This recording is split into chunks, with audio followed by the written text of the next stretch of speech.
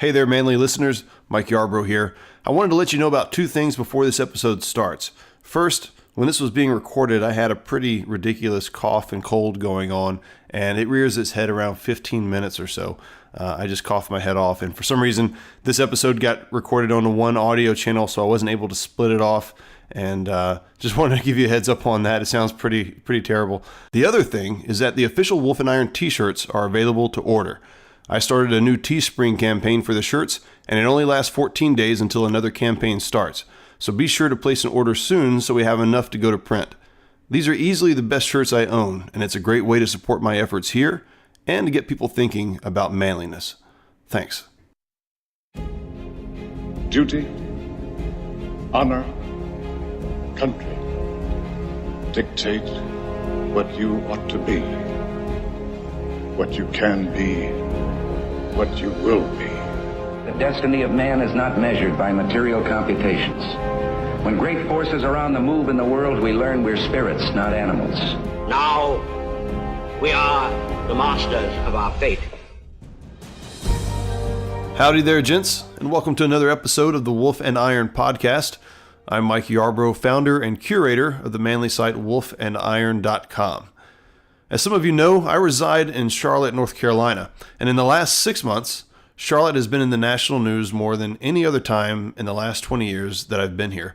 Actually, when I used to tell people where I was from, I would have to say Charlotte, North Carolina. Now I can just say Charlotte because we're so well known. And lately, we've been known for some transsexual and bathroom law controversies. There was also this odd gender unicorn thing that apparently has happened now. Don't even ask. But there are also a lot of great things that have come out of Charlotte, and my guest today is a co-founder of one of those things, F3. I'm talking about David Redding, better known by his F3 name, DREDD.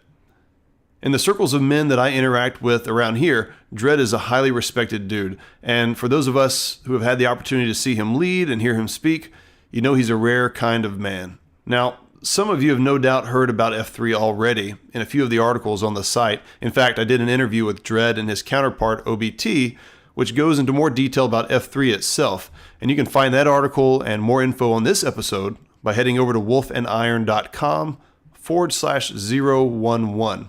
But for this episode, I really wanted to get DREDD's thoughts on the subject of leadership. And I wanted to know how to recognize leadership and whether or not a man can recognize it in himself, or if this is something like an honorary title that other men bestowed upon him. Now, we cover this and a lot more, and I'm pretty sure that by the end of this episode, you're going to want to find out more about this F3 thing.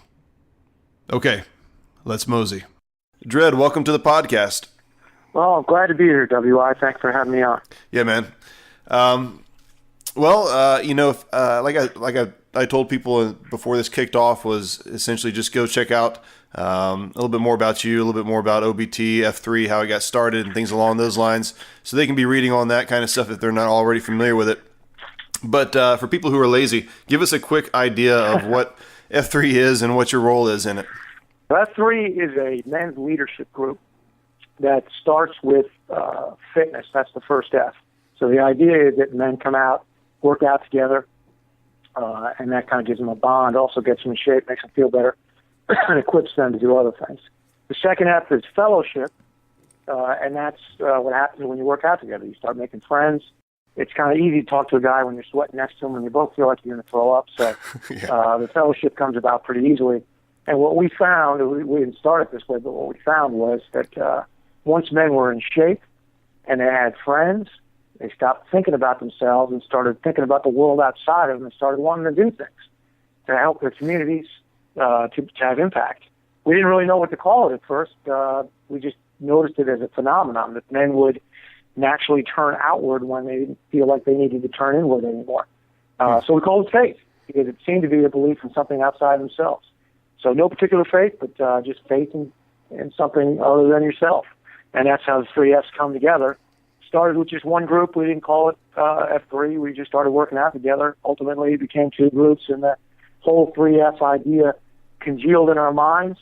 And now we are in, I would need OBT to do the statistics for me, but 13, 14 states, something like 800 individual workouts, that kind of deal. So it's grown a lot.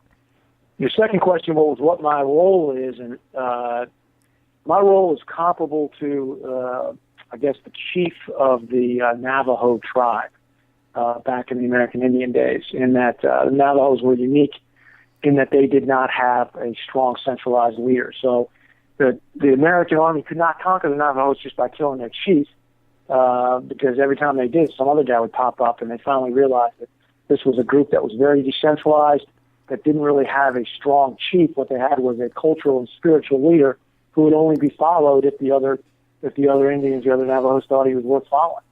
So I'm kind of that guy. I don't have any power or authority or anything, but as long as I'm saying things and doing things that people think are worth following, I guess they'll keep following, and someday some other guy will jump up and take my role, which would be fine with me. If a stronger leader comes along, I'd be more than happy to see that happen. And we call that position a Nantan, and that's just what the Navajos called it, since we couldn't figure out what else to call it. Nice.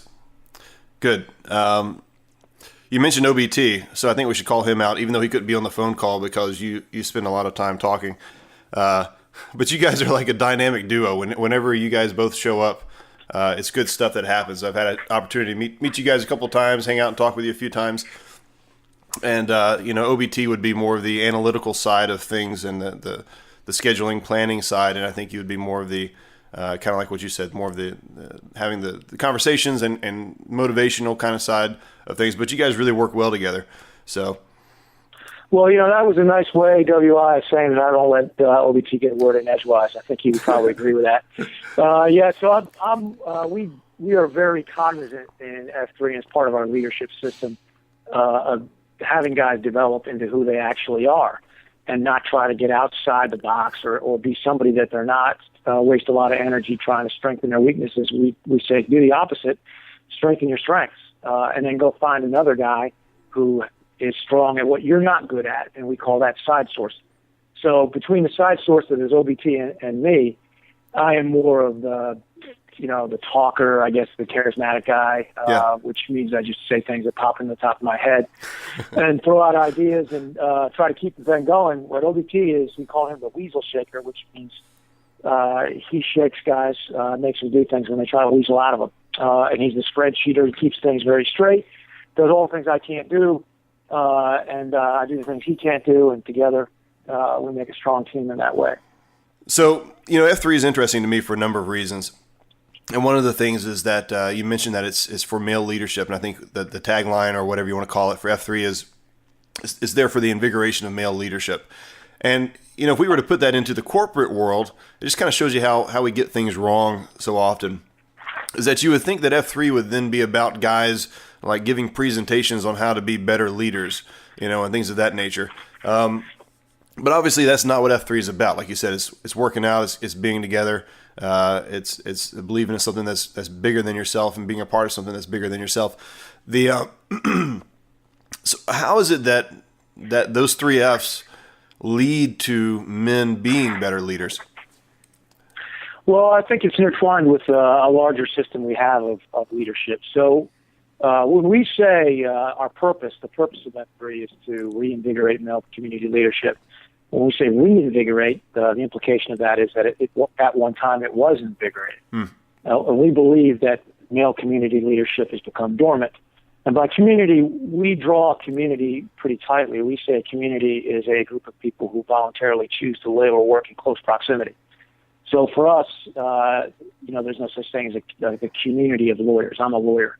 But there's lawyers all over North Carolina I've never met. I don't live and work in close proximity with those lawyers, so I'm not in community with them. By community, that proximity thing is important to us. So what we believe is that over time, the male leaders amongst people living in close proximity have declined. They've become dormant. And there might be a lot of sociological, psychological reasons for that, but we're not sociologists or psychologists, so we don't dwell on it. It's just an observation of what it is. It is a problem we've observed, and we don't spend any time thinking about what caused it. We're just trying to solve it, and we believe the solution to it is to reinvigorate that. The fitness, fellowship, and faith is what is the agency by which we do that. So we think that a man is a better leader if he's physically fit. We think a man is a better leader if he has horizontal relationships with other men who hold him accountable and spur him on. We think a man is a better leader if he believes in something outside of himself, if he feels like he's working for something larger than just himself or his human masters. So we believe that those fitness, fellowship, and faith characteristics are what a man needs to be a better leader. And then we take that idea and we plant it on a larger scale, which is this. There are 4 phases that we believe work in a circle that create leadership.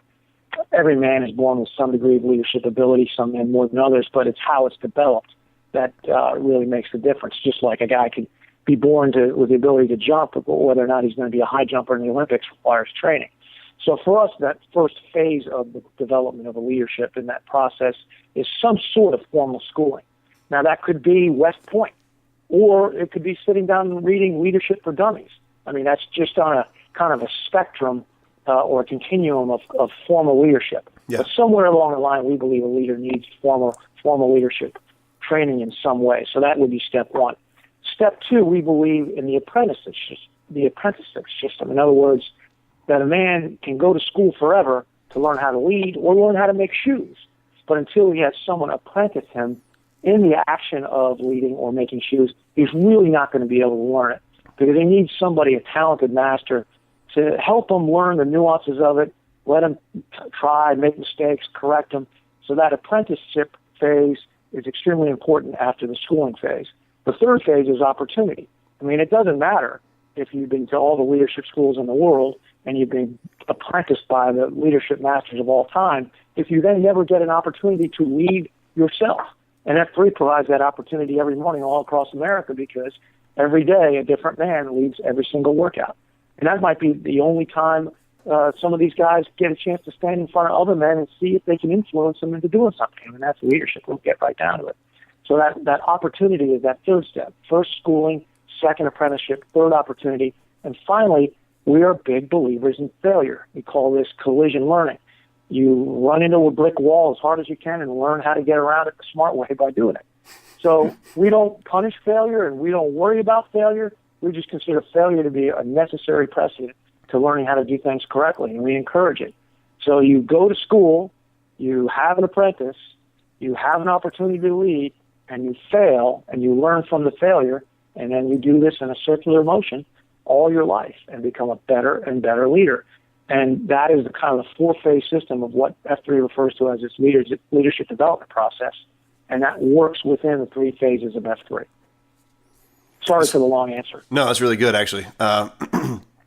That's you're adding to the production value of the podcast here by talking longer.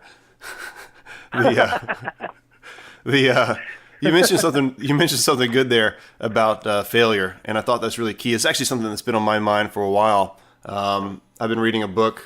What's it called? I forget the name of the book, but essentially it's about Ulysses S. Grant and Robert E. Lee, and it basically puts their life together on a parallel track all the way through, childhood and young adulthood into the Civil War era, and then afterwards. And it just kind of contrasts these two personalities. And one of the things that was interesting about Robert E. Lee was that the South was so outnumbered by the North, and the fact that the war went on as long as it was this really testimony to Robert E. Lee. And looking back on it, one of the things Grant would say about him and other historians would say about him was that he didn't have any fear of failure in the typical sense. He did these bold, big plans of things that probably wouldn't work, but he was like, hey, let's go big or go home. And that his freedom to allow himself fail, unfortunately prolonged the war, but, at the same time set a really good example of what that means to do the things that other people won't do because they're afraid. And then, and I think about that and relate that to F3. Obviously, we're not going to war, but there is some fear, especially if you're leading your first workout. We call that queuing. So if you're queuing your first workout or your second workout or third workout, one of the tenets about that is that after you've led that workout, the feedback from the group is supposed to be immediate. And what that means is that, it's not this kind of like, hey, Joe, you did a good job. Thanks for, coming out and leading us, when Joe really just totally dropped the ball or there's a number of areas where he could improve. people give that feedback immediately, and it's actually really beneficial to be able to see areas where you may have failed a bit, and to get that feedback so that you can improve. It's a really great point you make both about Grant and Lee, and it's ironic that those two guys ended up being so important on the opposite sides of probably the most historically significant thing that happened, historical set of occurrences that happened in America and the development of what America actually is, because they were so different, yet at the end of the day, they were very similar. I mean, Lee, I believe, is one of the few West Point cadets who never received a single demerit. And that might be a little bit of an exaggeration. Yeah, he was very much a perfectionist, yeah.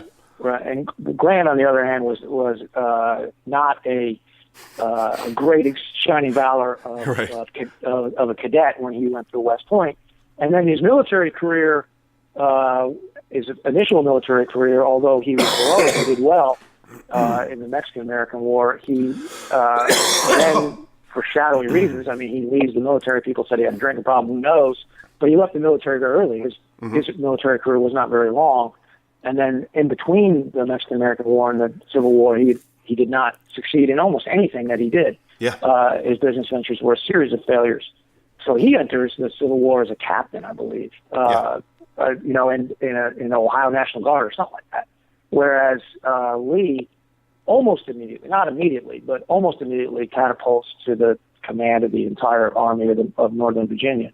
And so they're very different at that point. And Grant doesn't even make his appearance opposite Lee until after Gettysburg. I mean, well after Gettysburg. So I mean, they're very different. But the first time that Grant takes the Army of the Potomac down into the wilderness, and the very weak and beat up Northern generals who every time they got into the wilderness would just find themselves believing that they were surrounded by Lee, although Lee had substantially less men. Those generals said to Grant, Lee's here. What are we going to do? And they were fearful. They were fearful. He's surrounded by fearful generals who've been fighting in the East all this time. And this is Grant's first time. And Grant says, look, I'm darn tired of hearing about General Lee and what we're going to do about him. It's now time that General Lee's going to hear about what we're doing. And turns the Army south for the first time. And, of course, that was the beginning of the end of the war. And Grant had that boldness. Even Meade at Gettysburg had nowhere near the boldness that Grant did. So that boldness, I agree with you, W.I. Boldness to a great degree comes from failure, from trying things, failing, and finding out that you're still standing. I mean, I tried it. I wouldn't have done it. But here I am, wiser for the efforts. Now I know what not to do. In fact, I've heard smarter people than me say, you don't learn that much from success, because success might have been the result of a combination of lucky coincidences that you can't isolate because, it came out well for you. And that failure is the best teacher. In my life, that's certainly been true. And then taking that to the F3 experience, that's what we do. We apply the ability to fail. A man stands up. He's never done this before. He's never led men for 45 minutes. Inevitably, I see the same thing anytime a guy does his first cue. We call that a virgin cue or a BQ. First of all, the guy makes it way too complicated because he's been thinking about it forever.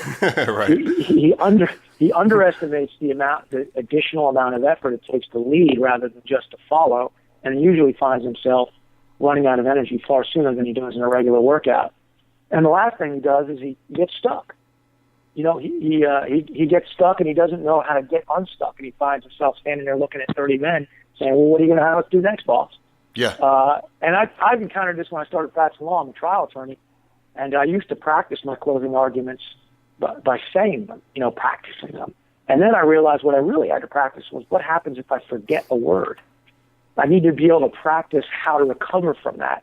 Think of synonyms for a word that I might forget so that I could speak and keep going and not say, and then recover from that, because you're standing in front of 12 jurors and you forget the thread of where you are. Right. That's failure. Yeah.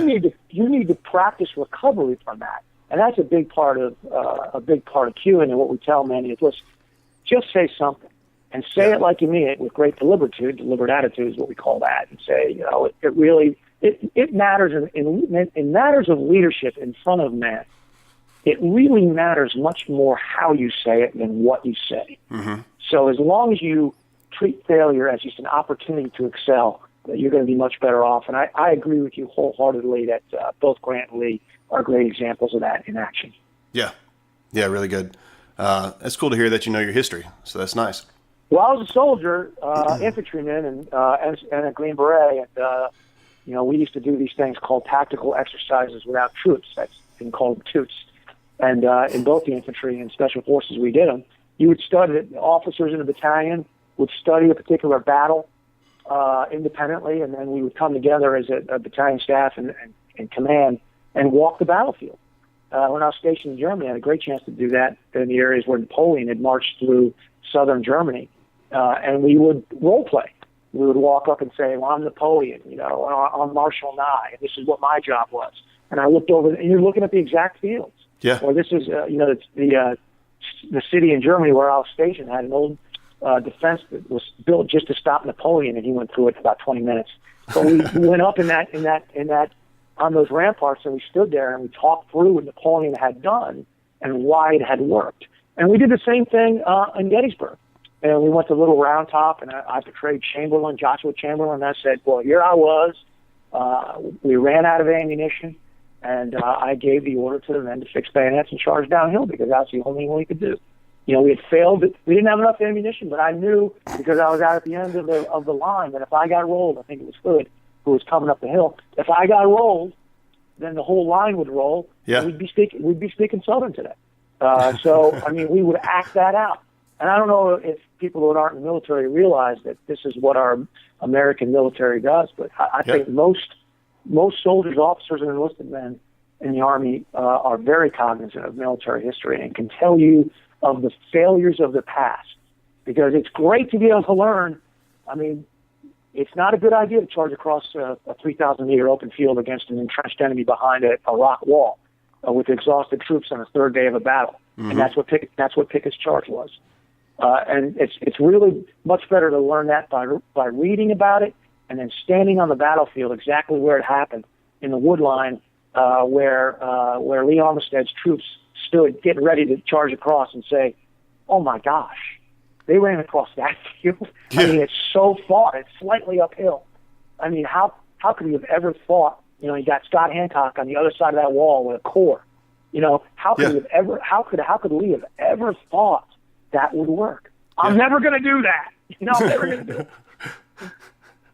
Not only that, but then to get to the top of the hill or a place where you can actually fire, and you're just exhausted. The guns weren't the best at the time anyhow. So, but trying to hold up a rifle and as you ran several hundred yards for your life essentially.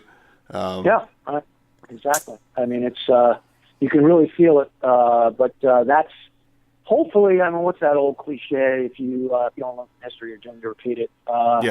And at least in the military, in my two careers, first as a soldier, then as a lawyer, at least as a soldier, it was part of the ideal Army values that we would not repeat the mistakes of the past through ignorance of history to the detriment of our soldiers and spill blood of young men because we were too lazy to go back and learn lessons of history. And that's what I was taught as a 21-year-old second lieutenant.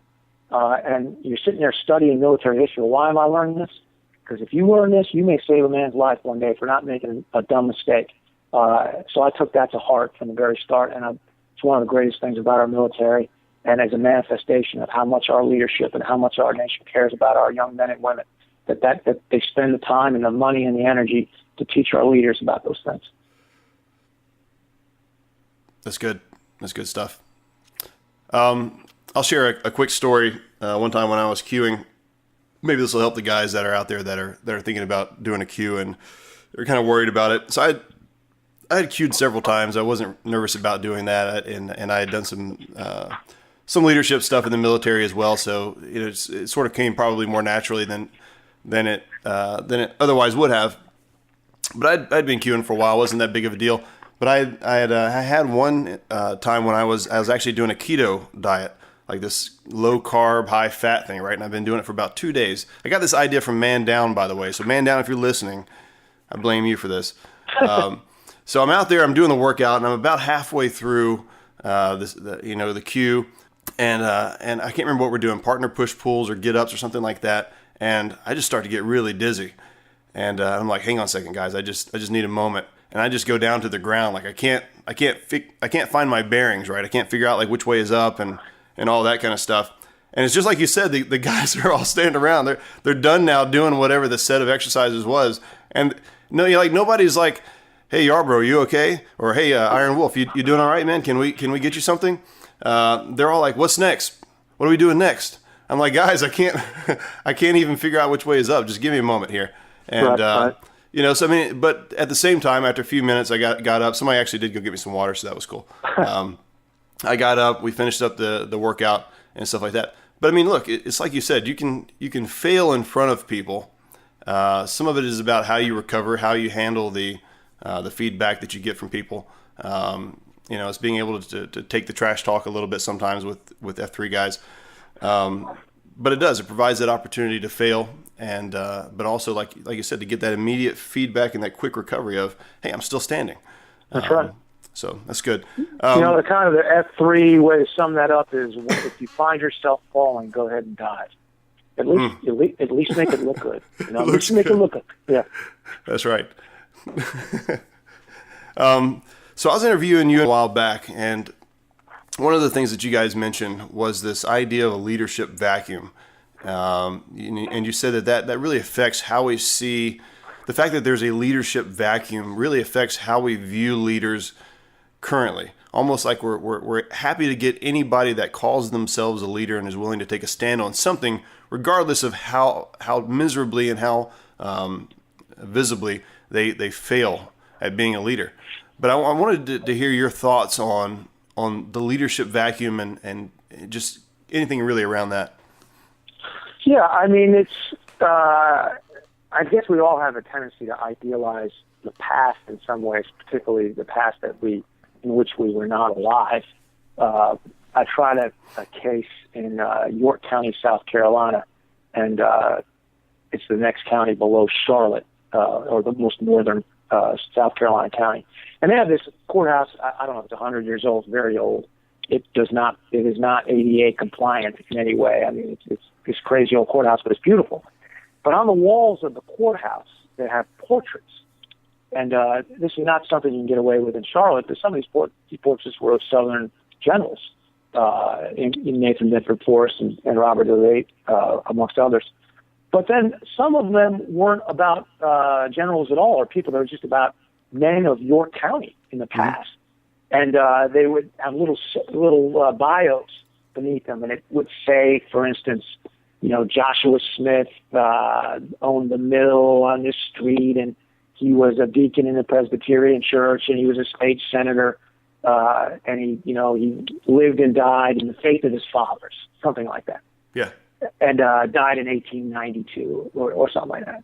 And I remember sitting there. I tried a case for it. It was a long case, 3-week trial, and so I had a lot of time to sit there and read all these paintings, all these memorial statements that were on the wall. And I thought, wow, would that happen today?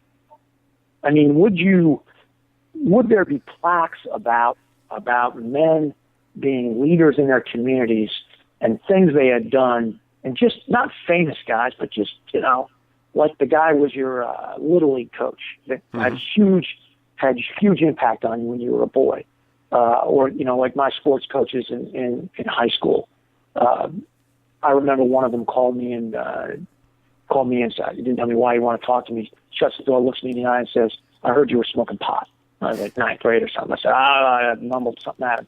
He said, and he said, "This is what I'm going to do. You're going to stop smoking pot, and I'm going to give you one chance for me never to hear that again before I tell your parents. Now get out of here, and you'll never play for me again on any sport." Wow. And of course, this was a small farming town in Connecticut. We had, he was my coach in every sport. So, I've really never done drugs. And it really kind of comes from that intercession in a very early age by guys. This guy, I don't even know if he's still coaching or who he is. It's 35, 40 years ago.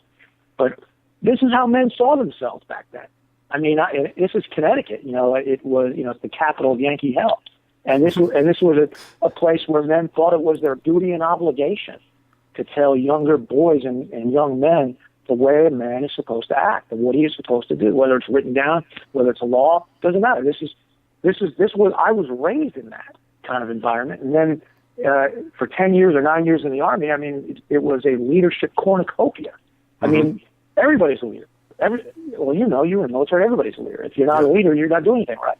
And then to walk out of that literally on a Friday in August in 1994, and on Monday, I find myself in law school, which is that's what I call the leadership vacuum, where the very first day of law school, the law school professors were late for their own classes. It was amazing to me. It was a culture shock. I'd never experienced this huge vacuum, and I have to admit, for some period of time, years, I wandered. I mean, for some reason, it took me a few years to grasp the fact that just because I was in a leadership vacuum was not license for me to quit, to surrender to it. That I had all the training in the world and all the experience and all the men who had spent all this time pouring into me. Well, just because I now found myself in a place where I didn't have a chain of command, that didn't mean that I had to surrender. In fact, I couldn't surrender. And I thought back to the day I graduated from Ranger School in 1986, believe it or not, 30 years ago. And the general giving the commencement speech to us said, congratulations. You just spent all this time getting a Ranger tab. Now you have the right to wear it. But now comes the tough part. Now you have to bear it, because everywhere you go, whether you're a soldier or not, you'll know that you're a Ranger. And whether or not people expect it of you because they can see it on your shoulder doesn't matter, because you'll expect it of yourself. And that if there's a vacuum of leadership, you're going to have to fill it. And I've just never forgotten that. And I suppose, at least for my part of F3, what I think is important and why I wanted to do it is that I want to be a part of the men who come together to fill that vacuum. That I'm just not going to sit. I don't want to be a 75-year-old man sitting in front of my TV in Florida yelling at Fox News about what the hell happened to our country. That could happen. I could be that guy, but I don't want to be that guy. I want to at least be able to say that, now in my 50s or my 40s when this started, I at least tried to do something, tried to fill that vacuum with something. And as it's turned out, F3 is the something that I and many, many other men, because this thing is certainly not about me, but I and many other men have come together to try to fill that vacuum and recreate that sense of community leadership where if you're a man, a member of the community, well, by God, there was expectations of you that you should lead as best you can, because a nation without guidance falls. But victory comes from many advisors, and we are those advisors, and that's what we're supposed to do. That's good. Yeah, no, I definitely agree that, it would be hard to see those murals painted or those things written about men today. There are definitely leaders out there. We certainly don't have, I think life is a little different for us, or it may be a lot different for us than it used to be in terms of being able to spend time with other leaders, right? With other men. And so that's one of the things that F3 provides, is the ability to do that. And I think also when we have that example of what good leadership looks like, it makes it easier for us to point out bad leadership and to say, I'm not going to stand for what these guys are doing. A lot of times we look at arrogance and boldness as leadership today. Even though they may be going down a completely wrong path, we still say, hey, look, at least this guy is standing up for something. There's a draw there because there's a vacuum. So F3 is doing a really good job in terms of not only giving men the opportunity to lead, but also the opportunity to see other men leading and to know what good leadership looks like. So, there's no leadership without accountability. And I agree with you in a leadership vacuum, and it's happened repeatedly through history and we're not the first great society to descend. We're not the first one to have this problem, and we won't be the last. But whenever it's happened, this vacuum that gets created, oftentimes a bold, flawed leader steps in at exactly the wrong time. And whether that's a Caesar or a Napoleon or a Hitler. It doesn't really matter. History repeats itself. When that happens, there are not other leaders of virtue. Because one of the confusing things I think we have in our society today, in our culture, is that leaders, if a man is unvirtuous, he can't be a leader. And that just is not so. A leader is just a man who influences men to movement. And that movement can be for ill. But virtuous leaders, good leaders, men who are leading for community virtue, that's what you need in times when a man of ill virtue has stepped into the breach and is leading a weakened society in a bad direction. And I fear that as well for us today. And a lot of the folks at a national level, I can't really speak on a local level. I don't think it's true as much, at least where we live. But on a national level, there are flawed men, but because of their boldness and their willingness to be bold in a time where our culture is weakened, they are being hailed as leaders. And then they will be leaders of a sort. But I question whether they're virtuous leaders. And the effect on the rest of us will be detrimental. Yeah. No, I agree. Absolutely agree. All right, I'm going to pay you a compliment here, but don't let it go to your head. I'll be careful. If it does, OBT will hold me accountable. that's and right. About 100 other guys. So yeah. It's a true statement, but it's also to help me move to another point. So one of the things that I think causes men to really relate to you and to kind of follow you, to see you as a leader, is that you know what you're about. And you've talked about this before. When you're talking to a group of men, when you're addressing guys, you're in your element. Everybody can see that you're doing the thing that seems like you're made to do, and guys just gravitate towards that. There's probably areas in life where you're like out of place and you're just like, I can't do that. That's not me. But in that particular element, you do a really good a good thing. How is it then that other men can find out what it is that they're about? What's the thing that they do well, that they're really kind of cut out for, that they've sort of been, whether they know it or not, either prepared for throughout their life experiences, or maybe it's just the genetic makeup or whatever? Yeah, I appreciate the compliment. That's a very good question, and a big part of what we spend time doing. So we have a program within F3 that we call the Whetstone. This is just the idea of men sharpening each other as iron sharpens iron, where we help men discover their unique ability, their gift that they've received, what it is they do well. For me, that's teach and lead, and you're right. There's many things I can't do it all. I'll get lost driving today somewhere.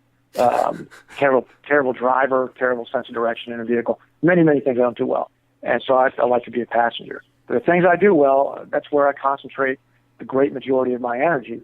And what I try to help other men do, and what F3 tries to help other men do, is to find that thing that they do, what we call the dolphin. It's a complicated reason why we call it that, but goes beyond the scope of this podcast. But the dolphin for each particular man is that thing that he's so good at.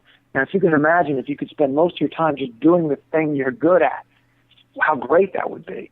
I think most people's first reaction to a statement like that is to say, "Oh, well, I got a lot of things I got to do, and I couldn't concentrate on my dolphin anyway."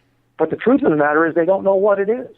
Yeah. So if you said, "Okay, look, let's say you could spend 18 hours a day just doing your dolphin, whatever that might be. What if you could do that? Now tell me what your dolphin is." They would claim to not know, and so we help guys to try to figure that out. And one way is very simple: is what is it that people are always asking you to do? I mean, what do you find yourself? Because people are smart; they want to succeed. Yeah. And if they ask you to do something, it's because they perceive that you either are good at it or you would be good at it. With exceptions. But if you keep finding yourself doing the same thing, then it's quite likely that the folks around you have observed that that's your dolphin. Another thing is your dolphin should be easy. I mean, it's easy for me to talk and to teach and to lead. It doesn't wear me out. I don't use notes when I speak publicly. I don't use notes when I try a case because it's easy. That part's easy for me. I can for whatever reason, I've always been able to do that.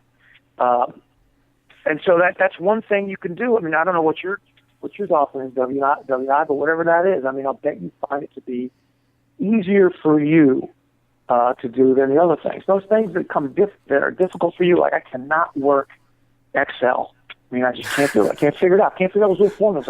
Well, I'm not a spreadsheeter. That's OBT's thing, right? So the thing that's hard for you, that's probably not process of elimination. Here's another thing. The other thing is you just have to simply keep trying to find out where you've most succeeded. And if you look back at your life, you can say, well, yeah, this is what I succeeded at, and this is what I failed at. And I kind of think, and I encourage men to think this way, that really you do know what it is. But you don't want to admit it, and there's two reasons why. And the first reason is because if you really do know what your dolphin is, what it is that you've been built to do, then you don't have any more excuses. You can't say, oh, I'm on a search for it anymore. Now it's down to business. Now you have to go do it. So if it's really a form of procrastination. Well, one day I'll find out who I'm supposed to be. Whoops, now I know. Now I got to act.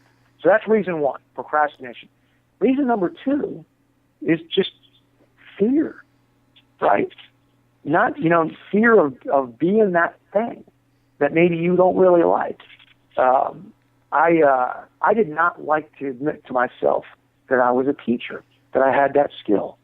And I just think I had a thing about what it would mean if I was a teacher, about me. I didn't really like the idea of it. But I had to admit that I was often asked to do that. In the military, when I had to teach something, I mean, I did it well, and it came easily to me. So I think a guy, if he was honest to himself, he probably knows what it is. But with a little help of another man, asking him questions like I just kind of asked. What do you do well? What comes easy? What do people keep? And then you kind of figure out what it is. Right. And then once you do that, that's where we encourage men. Spend all your time doing that. Get really good at that. What about these things I'm bad at? Shouldn't I strengthen those? No. Don't bother. Go find some guy who's good at that. Which is, it's weird to think. I always thought everybody's bad at Excel because I am. No, as a matter of fact, there's some guys who are really darn good at Excel. And for the 2 hours it would take me to make a spreadsheet, it takes this guy 7 minutes. Yeah. Why the heck would I burn 2 hours when this guy could do it? Yeah. I was reading a book recently. It actually turned out not to be a good book, but it did have one piece of good information in it, or good advice that made sense to me. It was written from by a Jewish guy, and so it's from a Jewish Old Testament kind of biblical perspective, and it's just talking about business secrets and things like that the Bible has out there.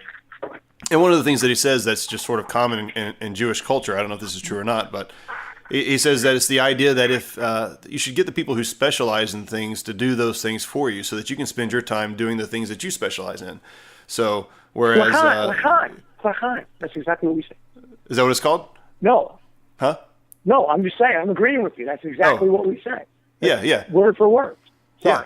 That was an excited utterance by me, what you said. I thought you were saying some kind of like a Hebrew word. I did. I'm imitating what I understand a Hebrew person would say. L'chaim, like they were excited about it. Okay. All right. Good. Sorry. My ears were not tuned to that. That's okay. To that word. So, and so the idea is that you should get the guy that specializes in mowing lawns or washing cars or whatever to do that for you. There's a couple of reasons for that. One is you're paying that person to do it, so you're helping their livelihood.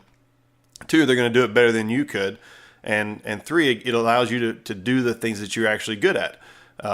Now, most of the time, I think the breakdown of that in practical, I guess, in a typical American life is that I'm going to pay the guy to wash my car and to mow my lawn and to do whatever so that I can sit around and watch TV, right? So that's not really, that kind of defeats the purpose there, although you are still benefiting those people and their livelihood and whatnot. But I really agree with that, though. I mean, if you can find the guy that does Excel to do Excel while you do your other thing, that's really the best way to go about it. Absolutely. We say the same thing. We just call it the 4 reasons to not get outside your dolphin. So we look at it negatively. We say, if you're really successful within your dolphin and you're doing something really well, that attracts attention. Someone's going to ask you to do something outside your dolphin because they're going to say, wow, gee whiz, if you can do that, you can do this. And you should resist that temptation because, number one, you're going to disappoint that guy. I mean, whatever he's asking you to do that you don't do well, he will be expecting you to do it like you did the other thing, and you're going to let him down. You know, number two, you're going to deprive the folks that you're supposed to be serving of your time and energy. So, you know, if I'm supposed to be spending 2 hours leading and teaching, and instead I spend 2 hours making a spreadsheet, well, then I'm not doing the lead. I'm not doing what I'm supposed to be doing, right? Number three, and you hit this one, you're going to block out the other guy. You know, I mean, it's like marrying a woman that you don't love enough. Some other guy out there loves her, you know, and all you've done is block him off, and you shouldn't have done it.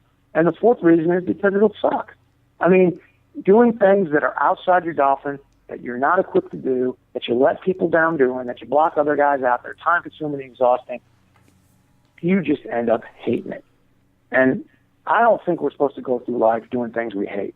I don't think that's what God intended. I think we're supposed to be going through life dealing with tough circumstances, of course, but not searching out ways to self-flagellate and beat ourselves up.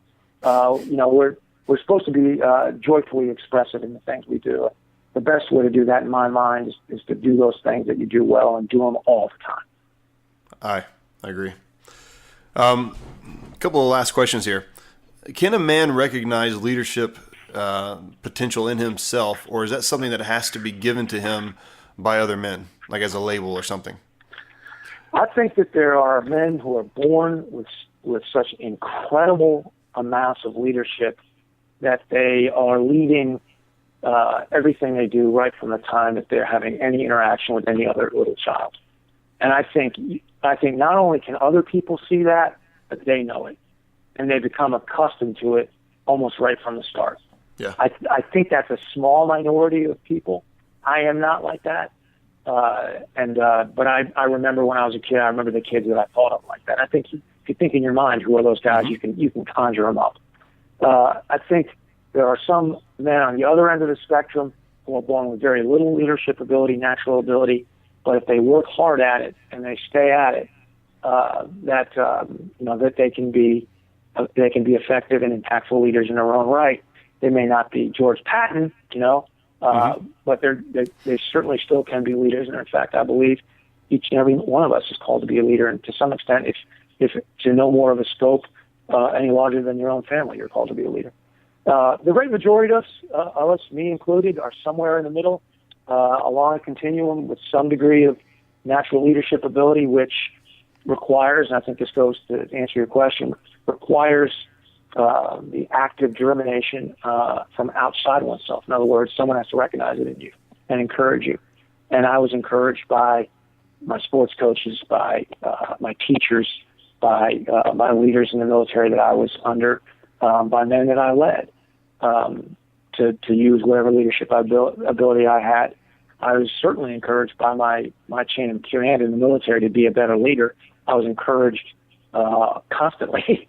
In fact, I was told I better become a better leader all the time. So the man who apprenticed me as a leader in the Army when I was a young lieutenant was very hard on me and was constantly raising the bar to the level of leadership that he expected me to reach. And when I fell short, when I failed, he was clear and direct in his criticism, but he would always kind of finish it up with something like, I mean, you've got a lot more ability than that. Yeah. And so I'd always walk away. Sometimes you made me mad, of course, but I'd always walk away thinking, I mean, I want to live up to the image that this man created of me in my own mind. Yeah. And what I learned from him is that men will live up or down to the image of them that you give them.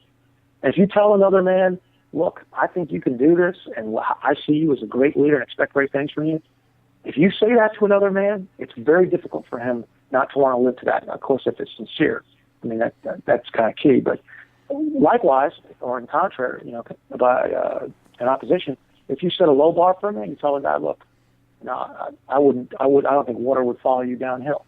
Well, then he's not going to strive to be a leader either. I mean, and that's kind of what we do, right? I mean, that's why we call that the positive habit transfer in F3.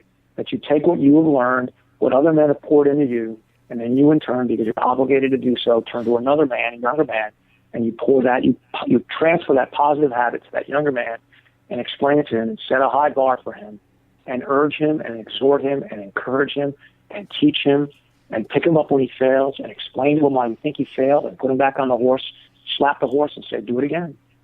And that's the model in F3 that we want to model. And it starts with the beginning of your question 15 minutes ago, which is, does it require the recognition by another man of leadership capabilities? Except for that very few, I believe it does. I believe it does. Yeah, I think so. And I think there's a difference between, there are some people who, like you said, are born with almost an innate knowledge or understanding of how to help people in whatever the situation is. There's a difference between those guys that are more type A personality and they're just used to taking charge versus the people who are actually good at leading. And I think that if you're listening to this and you're going, oh yeah, I'm a leader, I lead all kinds of things.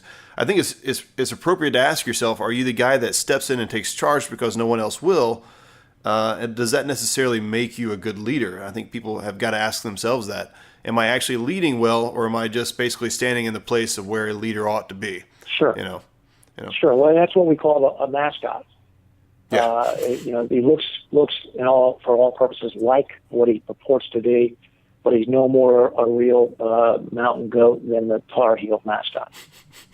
I guess that's a ram. I guess that's a ram. But that's what, and it's easy to fall into mascotry. It's easy to do so.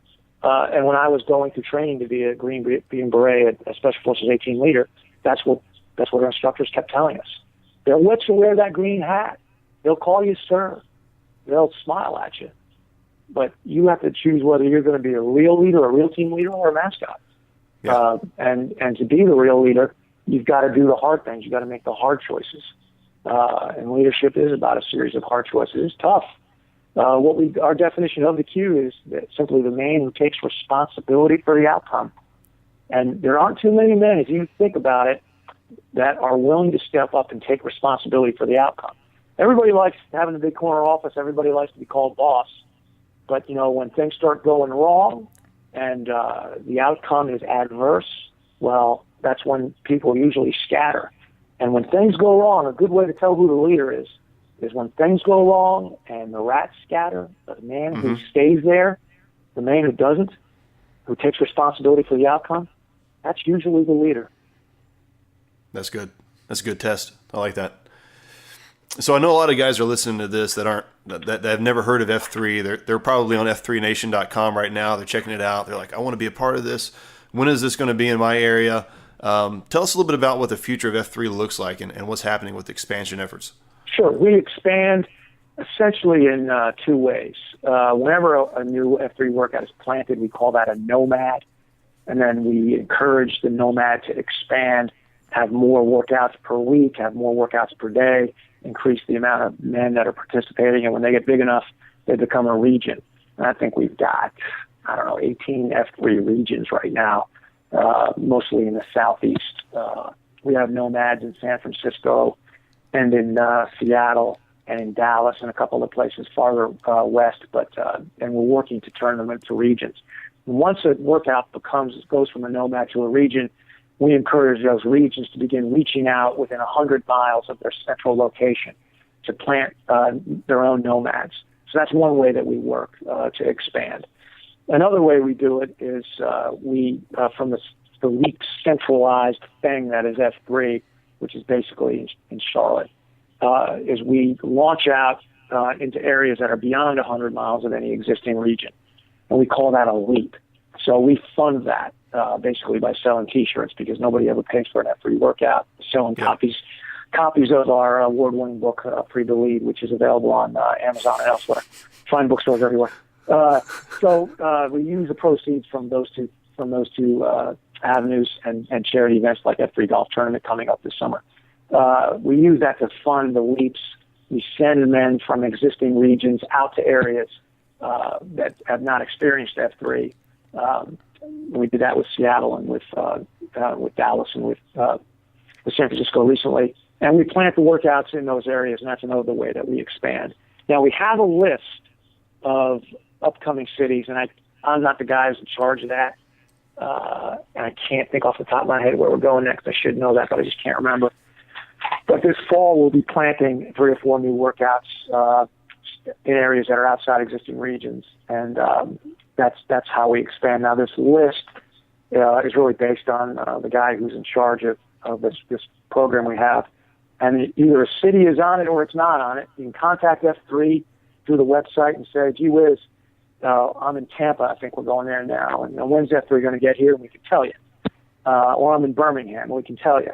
You might call up and say, I'm in Kalamazoo, when are you coming here? And I don't know if we can tell you. It might be 2025. Right. And if you want to advance the pace of that, I want F3 in Kalamazoo sooner than that. We would probably tell you, then you need to raise some money for us to do it. Because I'm not kidding when I say we do not have a real income stream. There is no charge, and there's never going to be a charge as long as I'm involved and can do anything about it for a man coming to an F3 workout. It's always going to be free. We're never going to charge anybody for anything. We just raise money and sell T-shirts that say F3 on it, and you don't have to buy one, obviously. That's how we do it. But we don't so we don't have a lot of money. But if it's important to you, guy out there in Kalamazoo, and you've read about it and you think it's a great thing, because we think it's a great thing too, that's what we would probably tell you. Take based on where you are, because we come 3-4 weeks in a row, whatever it takes to teach you this system that we have, and we send 2 or 3 guys up there because that's what it takes to get the point across. So that's pretty much how it works. Yeah, that's good. Well, I think it's going to be a national thing, probably much quicker than you guys think, because guys are hungry for this. I mean, just to see the explosion in Charlotte and in all the different areas that it's happening in, and how well it's not just that it's a growing thing; it's that it's changing the lives of a lot of men, and that kind of stuff is always powerful, and it's much needed right now. One last question: what has it meant to you as a man to help create this organization? Well, for me, it's been a life work. One of our many F3isms is that men are born, not only do they have this dolphin that they're born with, but they're born with what we call an ultimate life problem. An ultimate life problem, ULP, something that just bugs them. For me, that's dormant male community leadership. For you, it might be men who don't have good beards. I don't know, but it's just this thing you must solve. And it could be something you're born with. Something could be thrust upon you. Like slavery was thrust upon Lincoln, or Nazi Germany was thrust upon Churchill, and it becomes this thing that's outside of your daily life that you want to solve bigger, more than anything else. I mean, you just try to dedicate your life to doing it. Whether it's homelessness or global warming, we never question a man's ultimate life problem as long as it's at least neutral. It doesn't harm anybody. And we try to help them solve it. And for me, the solution to my ultimate life problem is F3, and the solution to yours might be your Wolf and Iron site and what you've been doing there. It might be. But we find that when a man expends energy and enthusiasm and effort addressing a solution to his ultimate life problem, that this is something that energizes him and makes him better at everything else he does. It kind of gives him purpose and mission and something to drive after and get done. And whether you're Jonas Salk looking for a cure for polio, doesn't really matter. Everybody's got their thing, whether they've discovered it or not, or whether they're willing to admit it. It's out there, and no ultimate life problem is too big. In fact, the bigger ones are the better ones, because those are the ones that God wants to get involved with and help solve. That's what a lot of us believe, and we all need help getting it done. So, for me, this has been my thing. And my life has certainly been better for it. The last 5 years of my life in doing this have probably been the most productive of my life across the board, which is an ironic thing. Or maybe it's not at all. Maybe it's exactly what you'd expect. Since I'm energized to solve my ultimate life problem through F3, it makes me a better lawyer. It makes me a better father. It makes me a better husband. It makes me a better friend. It just makes me sharper, tougher, more driven, more purposeful, and less willing to waste any time. Every minute I waste being hungover, or harboring anger or resentment or anything like that. If I waste time doing that, that's time I can't be using to solve this problem, and I'm just not willing to do that anymore. So I think it's just helped my life across the board for that reason. Wow. That's awesome, and it certainly helped out a lot of men. And so I appreciate you. I appreciate OBT, even though he couldn't be here, and and the other guys that work hard to keep F3 going. I appreciate your time, and I look forward to seeing F3 grow. All right, brother. We like what you're doing. Keep doing it. All right, thanks. See you, man. Well, there you have it, men. What a great discussion on leadership. If you don't have F3 in your area, you probably will soon, but I know you can take what's been said here and apply it to your life regardless. Now get hungry for some leadership opportunities and step up when those opportunities present themselves. And until next time, keep your powder dry, and may a fair wind be always in your sails.